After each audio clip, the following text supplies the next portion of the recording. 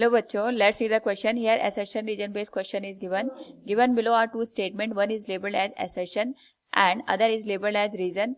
Assertion is the stretching of spring is determined by the shear modulus of material of the spring, and reason is a coil spring of copper has more tensile strength than a steel spring of the same dimension. In the light of the above statement, choose the most appropriate answer from the options given below. First, A is false but R is true. Second, both A and R are true and R is the correct explanation of A. Third, both A and R are true and R is not the correct explanation of A. And fourth, A is true but R is false. Now to answer this question, first we will discuss here the key concept, and here the key concept will be shear modulus of elasticity. Now जब हम बात करते हैं share modulus of elasticity की, ये हमें बताता है एंगुलर डिफॉर्मेशन के बारे में. एंगुलर डिफॉर्मेशन का मतलब ये होता है, जैसे हम लीनियर डिफॉर्मेशन की बात करते हैं उसमें हम लेंथ का चेंज देखते हैं with respect to the original length. ऐसे ही जो शेयर मॉड्यूलस ऑफ इलास्टिसिटी होती है उसमें हम यहाँ पे एंगल का पोजीशन देखते हैं of the given object. Suppose हमारे पास कोई ऑब्जेक्ट है, इस पे हमने एक्सटर्नल फोर्स लगा के केवल इसका जो यहाँ पे अपर पोर्शन है इसको यहाँ पे डिस्प्लेस किया और जो इसका बॉटम का पोर्शन है उसको हमने एज इट इज रहने दिया.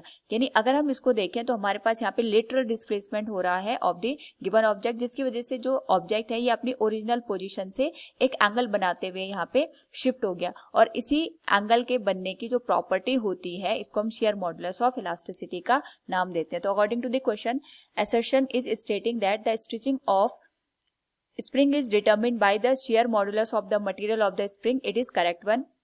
क्योंकि जब हम यहाँ पे स्प्रिंग को स्ट्रेच करते हैं उस पर्टिकुलर केस में स्प्रिंग के स्ट्रेच होने की वजह से हमें यहाँ पे एंगुलर डिफॉर्मेशन देखने को मिलता है. यानी इस पर्टिकुलर केस में जो यहाँ पे लॉन्गिट्यूडनल डिफॉर्मेशन होता है स्प्रिंग का वो ऑब्जर्व नहीं होता है, बल्कि जो एंगल का डिफॉर्मेशन है, जो शिफ्टिंग होती है स्प्रिंग में, वो यहाँ पे अकर होती है. तो जो हमारे पास यहाँ पे स्ट्रेचिंग होती है स्प्रिंग की, that shows the shear modulus of elasticity. So we can say it is the correct one.